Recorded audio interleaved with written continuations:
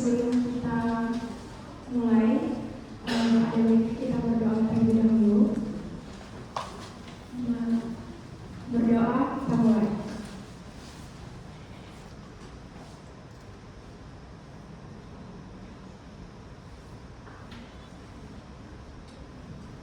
Berdoa selesai.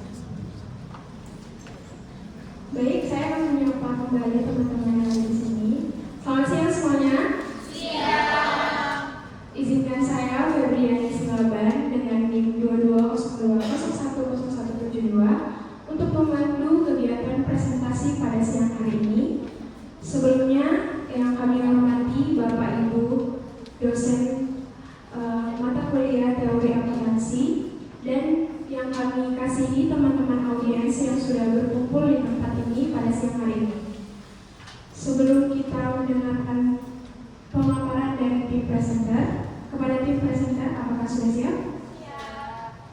Baik, langsung saja kita dengarkan pemaparan dari tim 8 dengan judul Manfaat Informasi Akuntansi untuk Investor dan Kreditor. Kepada tim presenter kami persilakan.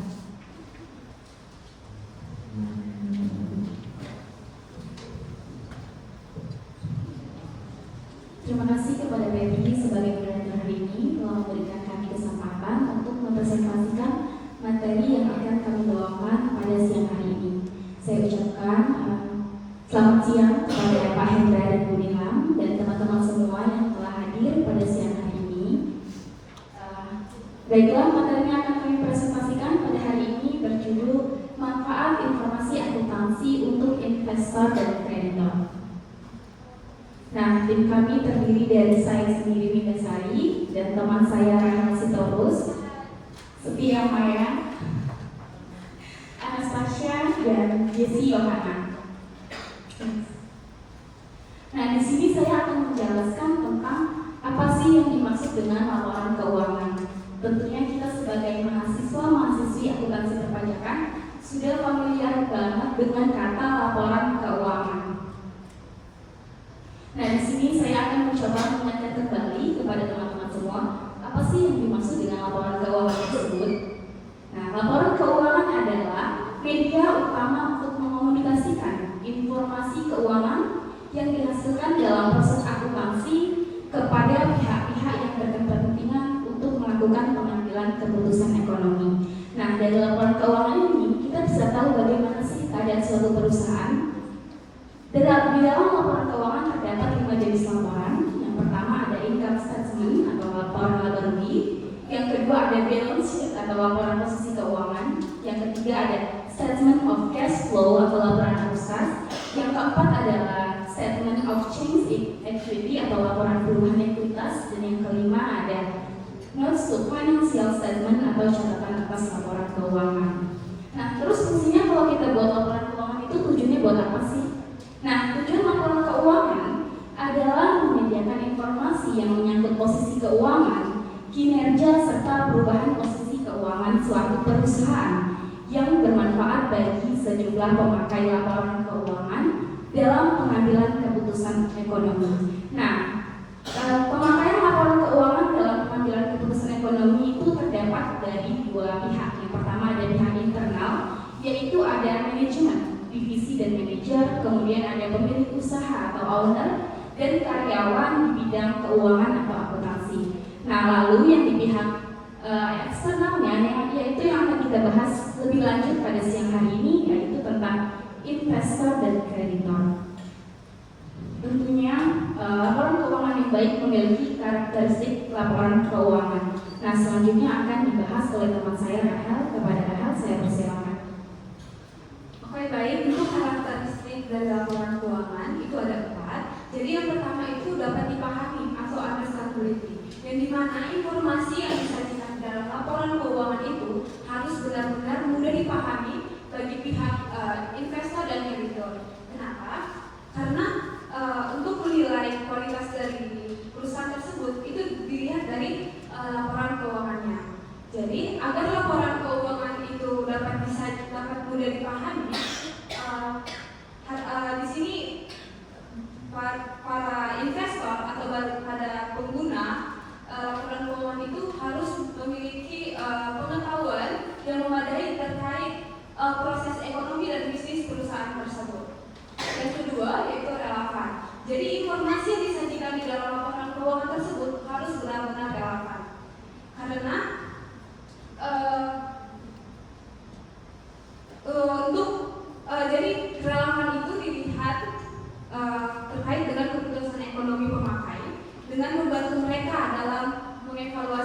peristiwa masa lalu, masa kini atau masa depan, lalu menegaskan dan mengkoreksi, lalu mereka dapat memiliki hasil evaluasi yang ada di masa lalu. Yang ketiga yaitu adalah accountability, yang dimana informasi pada laporan keuangan itu haruslah berkualitas andal. Dalam artian tidak menyesatkan bagi pemakai, lalu tidak ada kesalahan material dan dapat diandalkan bagi pemakainya sebagai penyajian yang faithful representation dari yang seharusnya disajikan atau yang secara wajar diharapkan dapat disajikan. Agar informasi dapat diandalkan, maka harus memenuhi suatu syarat. Yang pertama, penyajian jujur. Jadi informasi yang terdapat dalam laporan keuangan itu harus menggambarkan dengan jujur terkait dengan peristiwa ataupun transaksi yang terjadi, sehingga informasi tersebut dapat dipercaya bagi pemakai. Lalu kedua yaitu substansi memberi bentuk, yang dimana karakteristik dari laporan keuangan itu harus disajikan sesuai dengan transaksi yang terjadi, dan itu harus nyata, bukan adanya manipulasi dari laporan keuangan tersebut, dan harus sesuai dengan realitas ekonomi dan bukan hanya bentuk dari hukumnya aja. Lalu ketiga itu ada netralitas, yang dimana penyajian laporan keuangan itu diarahkan pada kebutuhan umum pemakai, bukan keinginan dari pihak tertentu.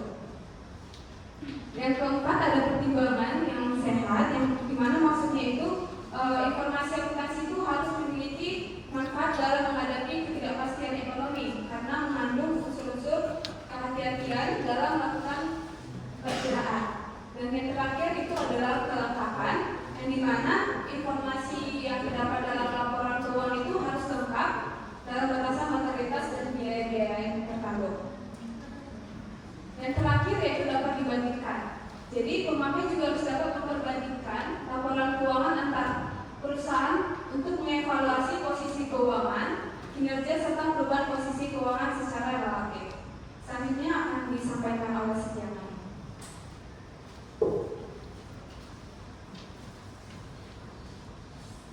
Baik, pada kesempatan ini saya akan menjelaskan mengenai informasi akuntansi keuangan. Informasi ini berperan penting sebagai dasar dalam pengambilan keputusan, terutama dalam konteks perusahaan. Pengertian informasi menurut Jogianto pada tahun 1997 adalah data signifikan yang telah diolah menjadi bentuk yang lebih berguna dan lebih berarti, yang menggambarkan suatu kejadian-kejadian yang dilakukan yang digunakan sebagai dasar dalam pengambilan keputusan. Nah, informasi akuntansi yaitu hasil dari proses akuntansi yang meliputi proses pencatatan, penggolongan, peringkasan, dan penyajian dengan cara tertentu dari transaksi keuangan perusahaan yang berupa laporan keuangan menjadi sebuah bentuk yang berarti bagi penerimanya dan dapat bermanfaat dalam pengambilan keputusan perusahaan. Dan selanjutnya saya akan menjelaskan dua pihak penting dalam dunia keuangan, yaitu investor dan kreditor. Investor adalah orang atau badan yang menanamkan modal pada suatu perusahaan. Aktivitas menanam modal tersebut dinamakan investasi. Mereka mengharapkan keuntungan atau imbal hasil dari aktivitas investasi yang sudah dilakukan. Nah, kreditor ini adalah orang atau badan hukum yang memberikan pinjaman atau fasilitas kredit kepada pihak lain dan memiliki hak untuk menerima pembayarannya kembali. Nah, manfaat informasi akuntansi keuangan bagi investor dan kreditor akan dijelaskan oleh teman saya, yaitu Anas. Untuk Anas saya sebut.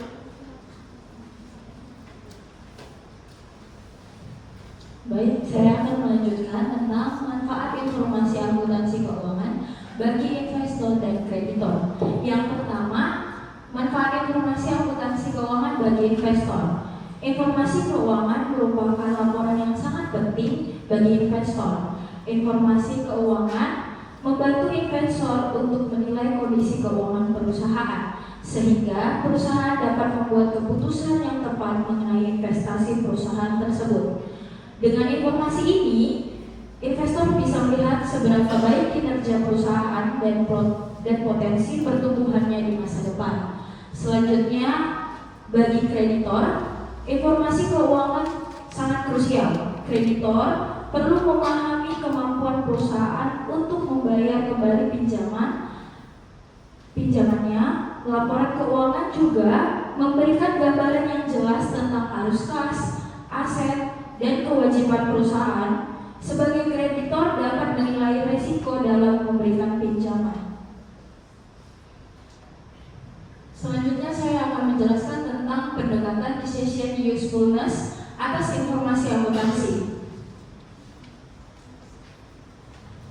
Pendekatan decision usefulness ini atas informasi akuntansi merupakan suatu pendekatan terhadap laporan keuangan yang berbasis biaya histori agar menjadi lebih bermanfaat.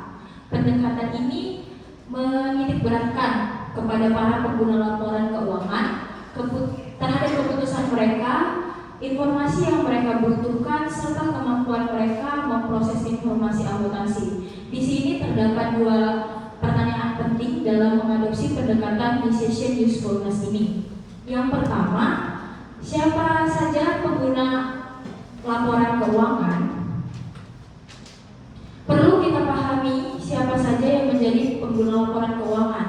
Pengguna laporan keuangan terdiri dari berbagai pihak, termasuk investor, kreditor, manajemen, dan pemangku kepentingan lainnya. Setiap pengguna ini memiliki kebutuhan informasi yang berbeda-beda.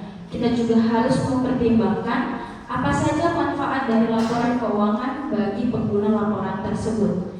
Yang kedua, apa saja masalah keputusan bagi para pengguna laporan keuangan.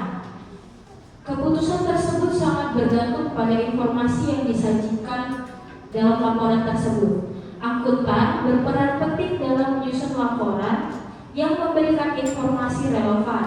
Dengan informasi tepat, pengguna dapat mengidentifikasi masalah dalam membuat keputusan.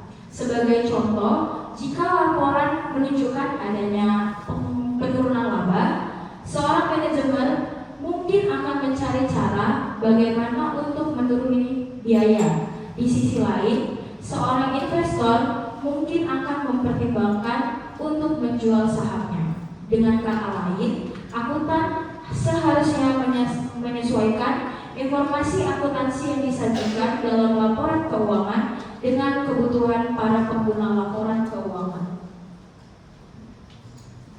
Selanjutnya akan dilanjutkan oleh teman saya, Jesse Yohana.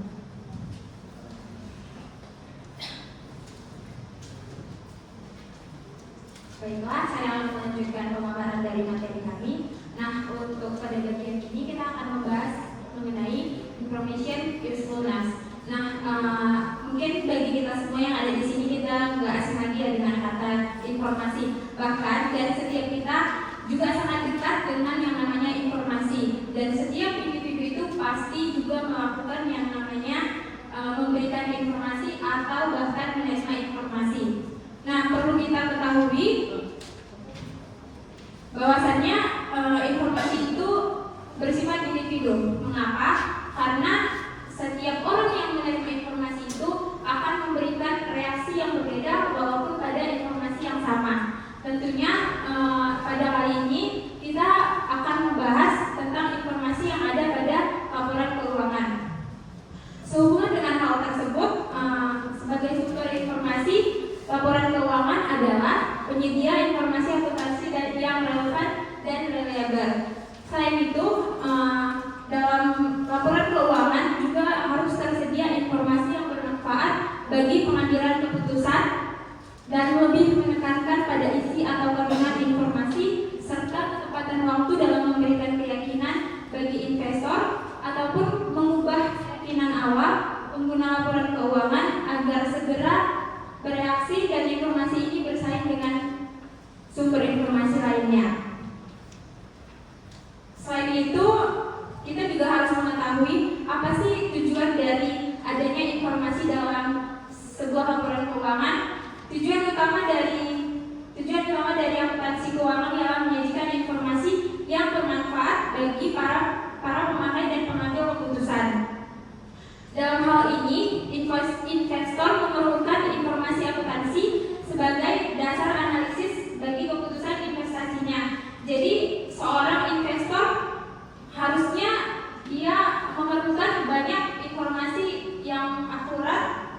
di dalam sebuah laporan keuangan di sebuah perusahaan agar mereka itu bisa mengambil keputusan yang baik bagaimana mereka akan memberikan investasi, memutuskan supaya mereka akan berinvestasi pada perusahaan tersebut atau tidak. Selanjutnya, berdasarkan uraian tersebut dapat disimpulkan bahwa informasi yang bermanfaat ataupun information usefulness bagi pengambilan keputusan lebih menekankan pada isi atau kandungan informasi serta ketepatan waktu dalam memberikan keyakinan bagi investor atau mengubah keyakinannya.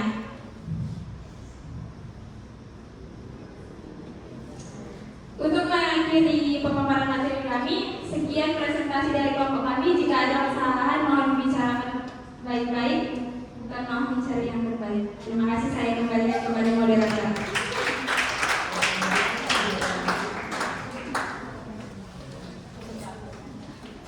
Baik, terima kasih.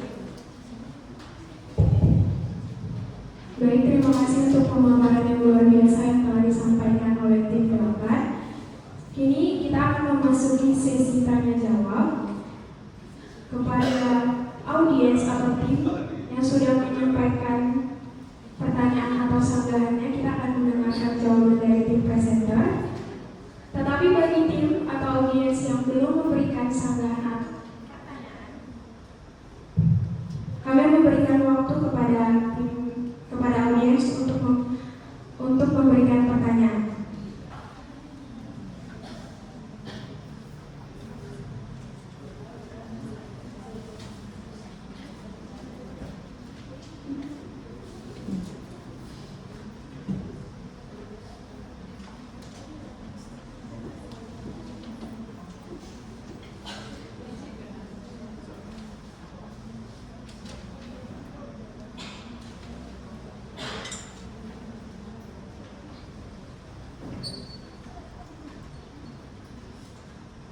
Ke kiri terus.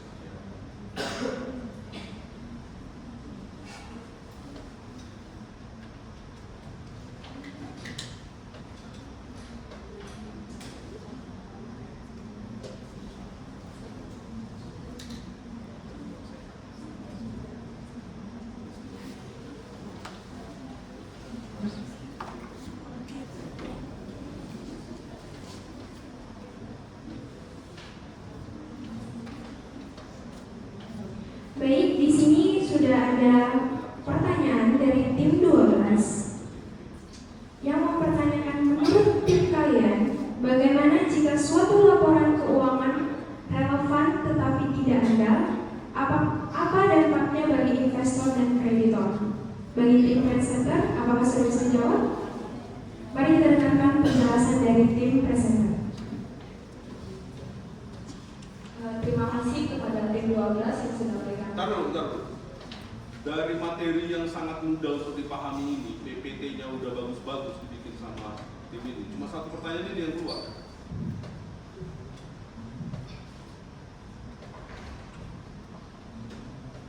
Papernya juga bagus. Perkembangan gimana efeknya laporan keuangan itu di dunia nyata. Tim ini juga udah shout out dari semalam. Mereka udah bantu kalian untuk ingat. Ignoran kali gitu. Bagi yang nggak ngerti, coba buka dulu apa arti ignorance. Coba dulu. Ignorance. Ini kita kadang tiap minggu ngamuk gara-gara presenter. Kali ini enggak IG, NO, RANCE. Ini biar kalian tahu apa sih itu ignorance gitu. Kalian tuh ignorance gitu loh. Bahaya loh generasi ignorance seperti ini. Nih, lack of knowledge or information. Kalian nggak mau gitu loh. What does it mean when someone is ignorant? Jadi ya gini kita nanti, inilah bangsa ini. ada tim udah bagus-bagus nyiapin bahannya tidak sulit dipahami, yang nanya nggak ada.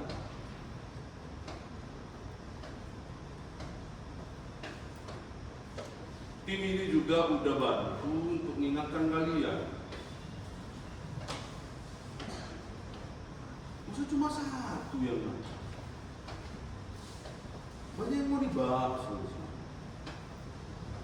kalau kalian lihat.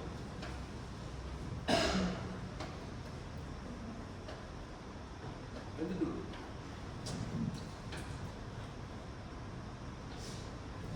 Baik, untuk pertanyaannya yaitu menurut tim kalian, bagaimana jika suatu laporan keuangan relevan tapi tidak ada? Apa dampaknya bagi investor dan kreditor? Seperti penjelasan yang sudah saya berikan terkait dengan karakteristik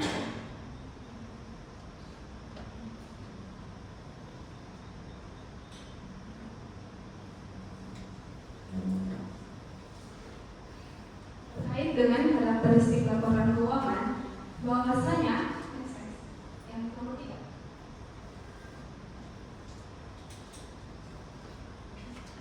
Full aja, present full sendiri. Bahwasanya informasi yang memiliki keandalan itu akan bebas dari penyesatan bagi para investor dan kreditur, bebas dari kesalahan material. Jadi jika karakteristik ini tidak terdapat di dalam laporan keuangan, maka otomatis manfaat dari karakteristik ini hilang. Jadi investor dan kreditur atau pihak pemakainya akan tersesat, yang dimana dampaknya itu menimbulkan resiko kerugian bagi investor dan kreditur.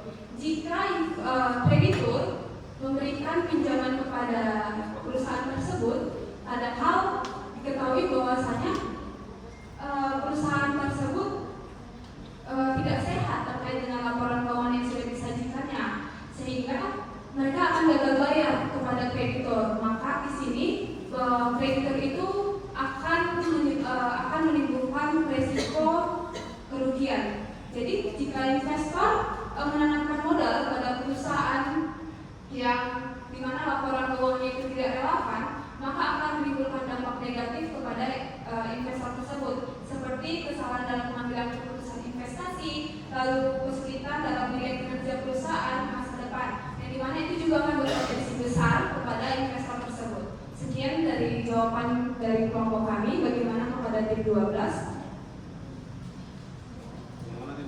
Gimana terus? Apakah puas dengan penjelasan yang disampaikan oleh presenter atau ada sanggahan tambahan? Baik, terima kasih kepada tim 12 sudah memberikan pertanyaannya. Tapi saya mau menanya ke tim 12. Kenapa kalian mempertentangkan relevan dengan andal? Apa yang kalian pikirkan?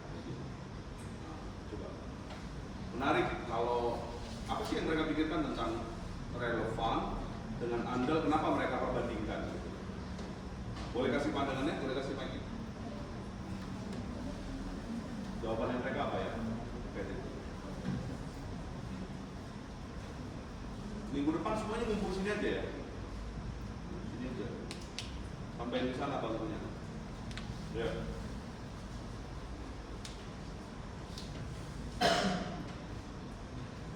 Kenapa kira-kira kalian malah mengkontradiksikan antara relevan dengan andal? Karena ada banyak ya kerangka kualifikasi lainnya gitu. Ya. Oke, kalau masih berpikir silakan buka pertanyaan dulu. Baik, kepada audiens yang lain, apakah ada yang ingin memberikan pertanyaan atau sanggahan kepada tim presenter? Kami persilahkan. Jika ada yang ingin bertanya, tolong berdiri, sebutkan nama dan timnya, lalu sampaikan pertanyaan dan sanggahannya.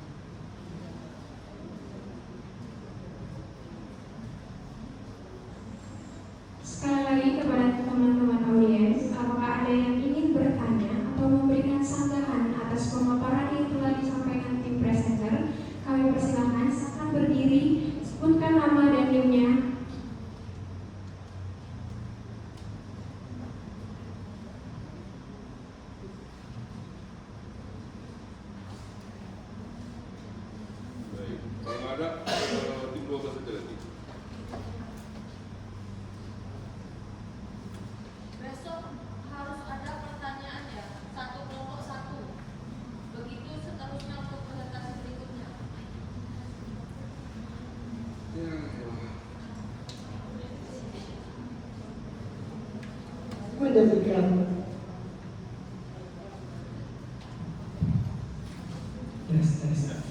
baik, izin menjawab Pak. Kami menjadikan relevans data tadi itu sebagai perbandingan itu karena menurut pendapat ini bahwasanya dua karakteristik ini adalah salah satu yang paling berpengaruh dalam pengambilan keputusan oleh investor dan kreditor gitu Pak. Nah, kontradiksi apa yang kalian rasakan sehingga memperbandingkannya? Itu pertanyaan saya. Di mana sih kalian lihat itu? Apakah kalian merasakan bahwa lebih baik relevan dibanding andal atau sebaliknya gitu? Itu apa sih yang kalian pikirkan gitu?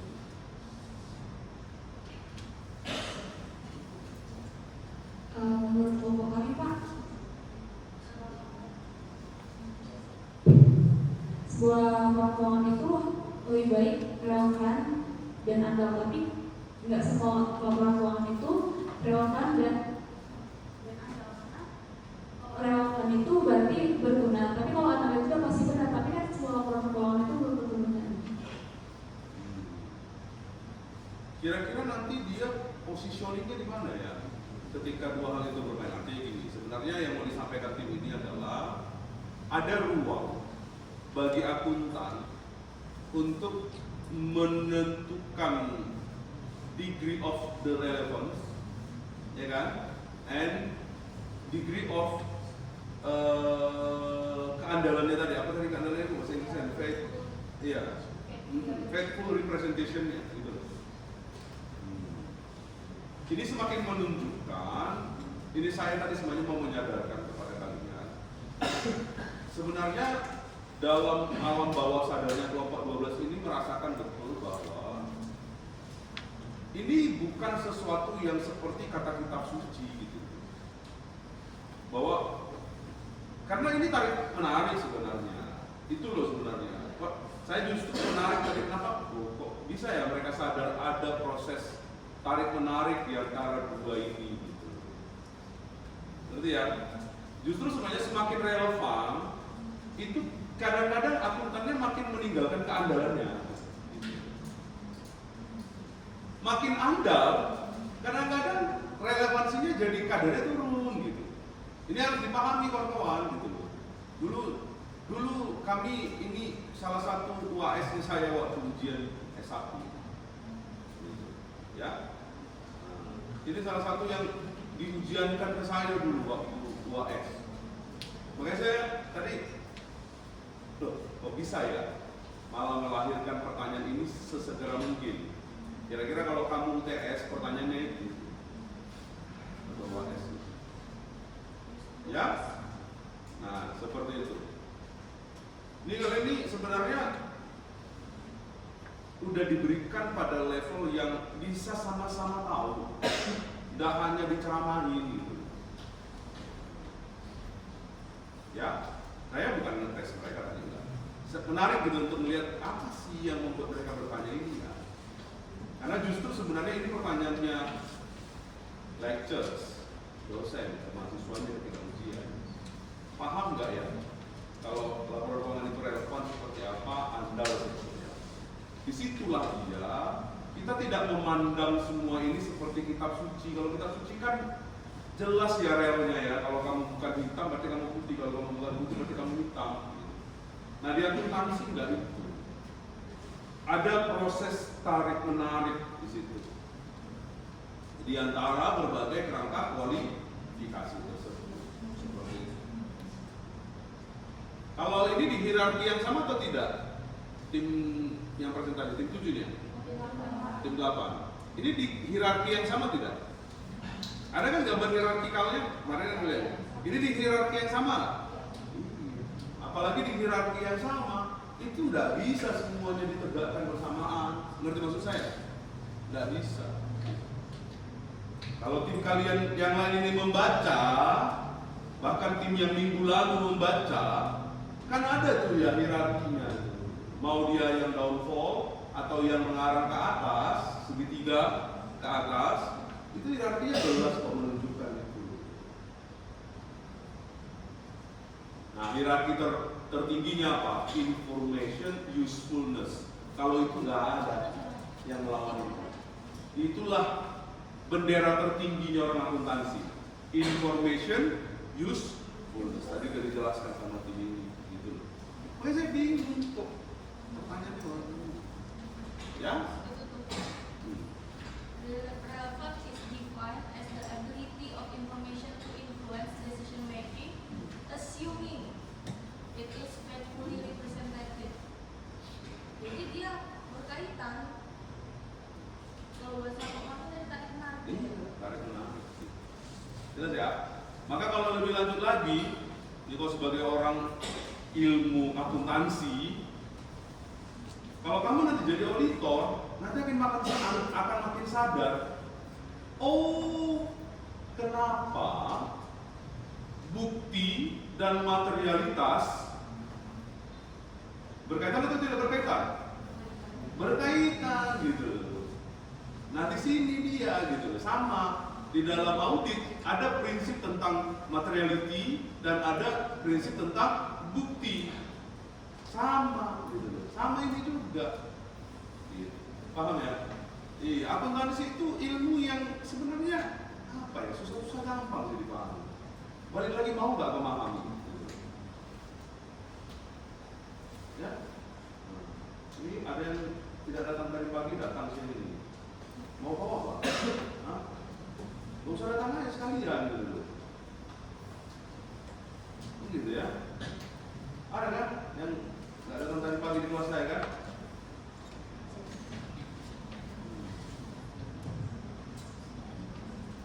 Kenapa?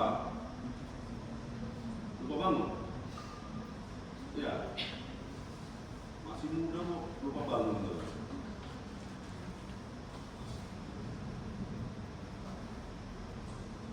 Kelas tadi pagi itu rasanya udah dingin, sepi. Jawab, ada di sini yang nggak datang dari pagi kan? Nggak ada kan? Nah.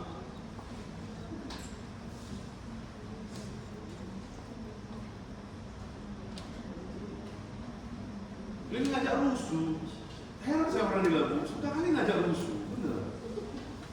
Dia suka ngajak rusuh, gitu. Padahal semester lagi genting-gentingnya. Enggak. Ini semester genting-gentingnya loh ini. Semester antara inilah dari wajah-wajahnya ini udah banyak di sini yang kelihatan menyesal dia. Nampak?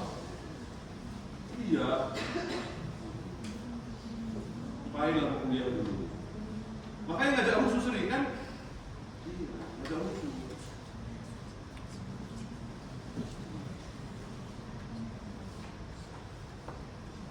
Di sini nih kan, kalau saya biasa nggak tahu ya, ada nggak kelas di sini yang pernah saya bilang kalau semester tahun pertama itu hijau, warna putih, diajak ke laut, ayo, paret, ayo, masih gitu ya. Masuk tahun kedua, mulai merasa kayaknya hidup ini bosan ya, gitu. Tahun ketiga makin kritis lagi, walaupun makin pengen nampak, nah, makanya rusuh kan, makin pengen nampak ini kan, kayak rusuh. Tahun keempat, kalau boleh malah tinggalkan aja ini semua. Makanya kakak bilang pasti fenomena umum. Karena kami udah pernah kuliah, makanya kami tahu. Justru kalau udah kami kasih tahu, kita siapkan dirimu. Jadi banyak yang ngajak rusuh gitu loh. Tiap minggu ngajak rusuh, heran. Ada kayak gitu seminggu yang apa ya? Ngajak rusuh aja kerjanya. Ada yang nggak kuliah tadi pagi, kuliah siang ini. Seakan-akan kami ini udah amnesia gitu ya. Amnesia jawab itu. Paling kalau makan siang apa itu, pasti lupa segala hal ya. Aneh.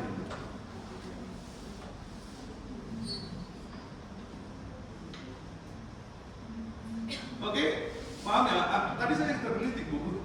Bisa ya tim Robes nanya ini benar. Karena ini saya ingat kali itu pertanyaan dosen saya waktu saya belajar akuntansi dari S1. Dan itu waktu itu karena artikel begini-begini susah dapat, peningnya minta ampun menjawab. Betul. Pening, ngalor ngilur di Google. Bener, ngalor ngilur di Google. Makin banyak yang mau baca, makin tak ngerti, makin tak paham yang mana yang mau ditulis. Ini kan langsung loh. Ya, kasih tahu dosennya pula lagi. Jadi artikel itu memang dia 12 halaman, ya isinya kalau bahasa anak zaman sekarang apa, bahasa anak Jaksel, daging semua itu. Jadi jangan di skip gitu. Makanya kalian dikasih buku, dikasih artikel supaya apa? Dapat ketertautannya. Oh iya, artikel ini didukung oleh textbook ini ya. Sebenarnya sama satu lagi, buku itu dari zaman dulu teorinya yang muter-muter gitu aja. Tapi dengan adanya paper, ilmunya jadi update. Inilah bercerita tentang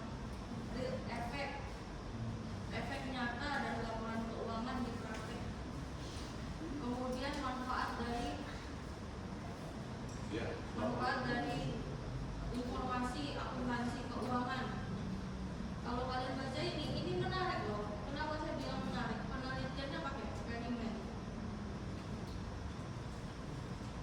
Belum sampai mereka eksperimen. Belum, nggak apa-apa, di WB belum dipaksa, nggak apa-apa ya. Belum sampai di metode eksperimen. Iya, belum. Justru habis ini bicara desain penelitian itu kalau bicara di novel ya. Oke, berarti tiap minggu lah saya bilang, misalnya ini makin berat nih. Iya memang, ya berat. Kau nggak lulus untuk bisa jadi D2 atau D3, lulus jadi apa kalian? Di kelas apa saya bilang? Di kelas A kalau nggak salah ya saya bilang. Kalian lulus jadi apa? Sarjana terapan akuntansi gitu dulu. Levelmu tuh sarjana. Kamu sudah pada konteks tidak lagi tahu, tapi lebih besar lagi harus mampu menjelaskan dan menggunakan penjelasanmu itu dalam konteks analisis untuk penyelesaian masalah. Gitu. Kalau hanya sekedar tahu, udah tinggalkan aja nih yang mana SMK. Ada di sini SMK akuntansi. Angkat tangan dulu yang dulu SMK akuntansi atau bisnis. 1, 2. Sekarang kamu betul-betul merasakan nggak bedanya SMK sama kuliah? Beda kali kan gitu. Kalau di D3 kali ya, mungkin masih sama. Masih teknis dia. Masih disuruh kalian bikin laporan keuangan. Di sini kami minta kalian mampu menjelaskan apa makna dari angka-angka di laporan keuangan itu. Gimana cara menggunakannya, gimana cara mengambil keputusan dari angka-angka itu. Jadi besok kalau kau wisuda tahun depan, lalu datanglah opungmu yang agak milenial. Mungkin ada opung yang sudah masih milenial kan gitu. Ada opungmu, nenekmu gitu. Ya kan? Dia tanya, kenapa rupanya kau harus usul laporan keuangan?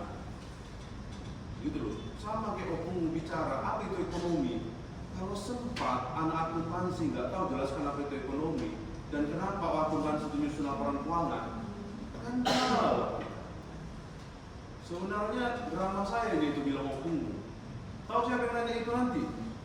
Interviewermu ketika kamu melamar kerja. Kalau kamu tak bisa jawab itu, cuma sampai bangku depan ya baru suruh dia. Pengalaman saya waktu di interview, saya mau melamar di KAB Big Four. Itu yang ditanya adalah pengendalian internal apa aja. Dasar-dasaran. Nah dari jawaban kita itu nanti akan digali lagi ke pertanyaan yang lebih advance katanya. Jadi kalau dari dasar aja udah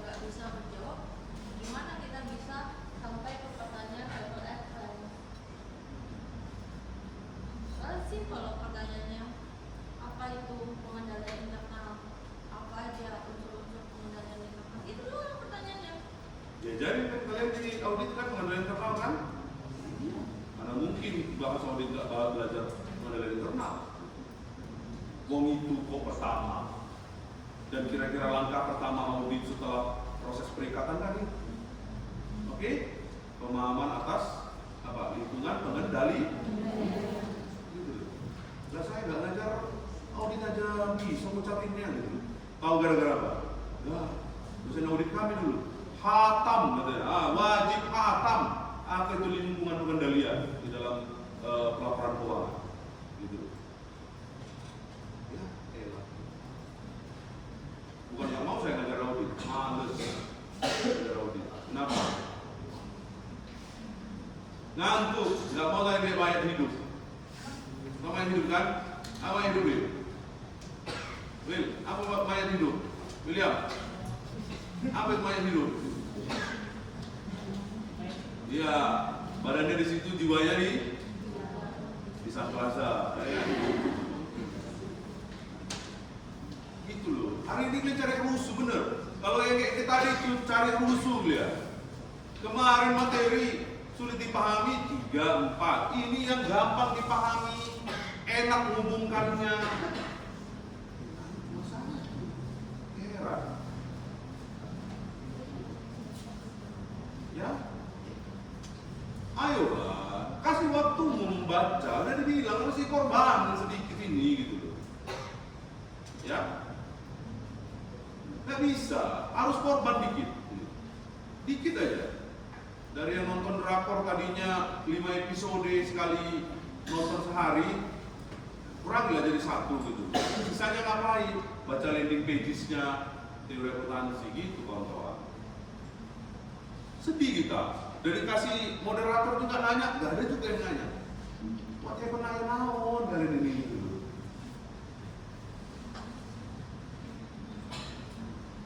Dikasih yang sulit, ngeluh Pak sulit papernya.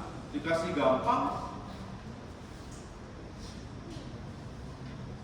padahal banyak yang bisa dibahas di sini.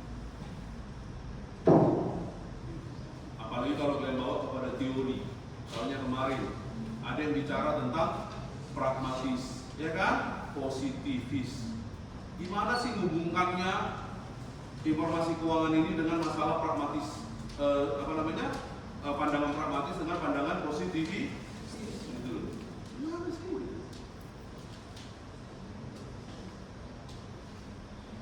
Sebenarnya topik-topik seperti ini ngelit kalian kepada riset-riset terbaru apa yang bisa dilakukan. Nah, pasti banyak yang dibahas di sini tentang itu. Seperti itu, lihat itu.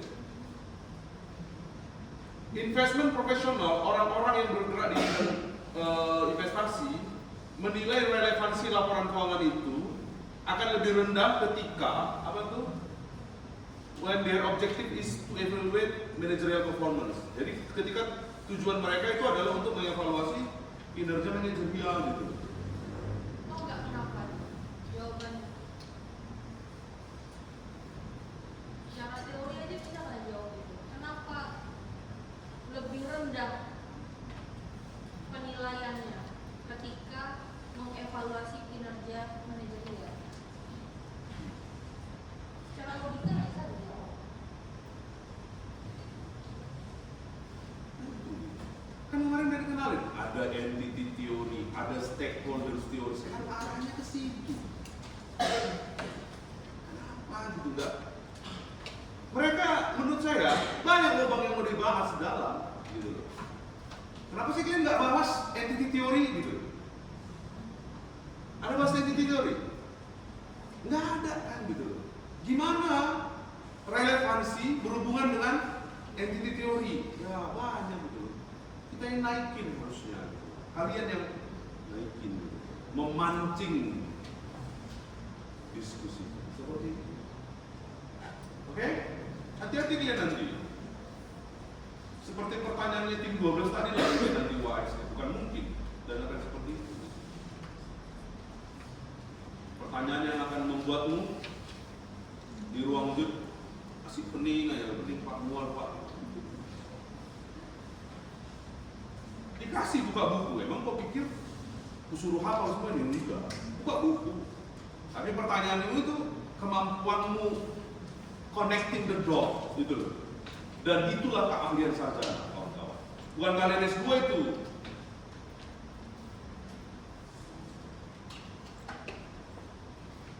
Ngerti Sony? Hah? Udah sama aja tuh dari tadi.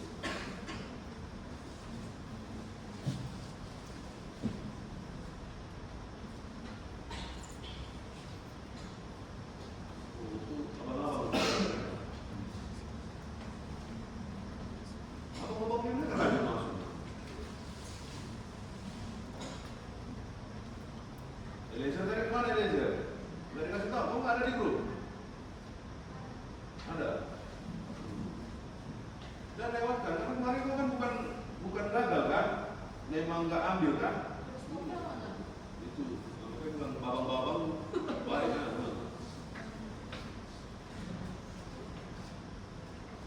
Aish, kali ini.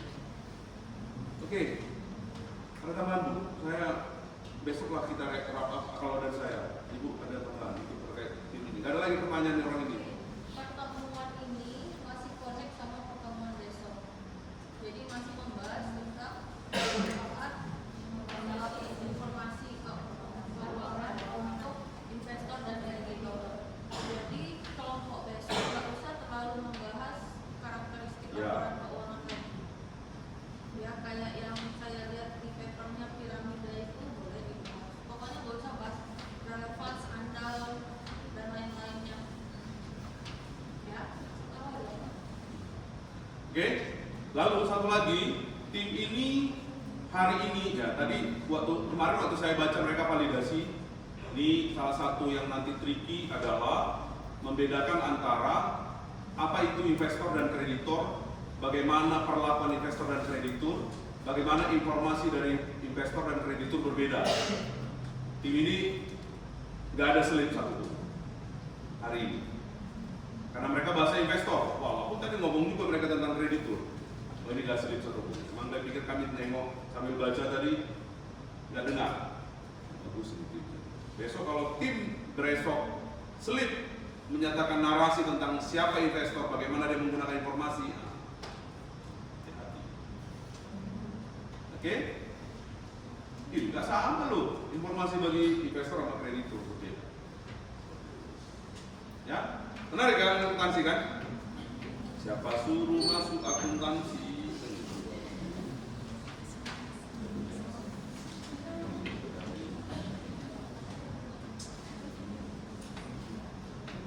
Nah, betul boy. Betul. Baik, sekian kegiatan presentasi kita pada siang hari ini. Kepada tim presenter, ada lagi yang mau disampaikan? Terima kasih kepada seluruh audiens dan presenter. Saya ucapkan terima kasih dan selamat siang.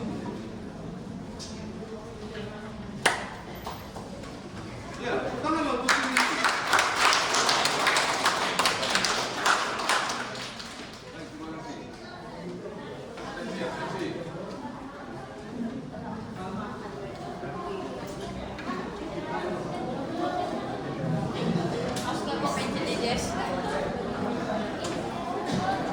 Jess, matiin ya.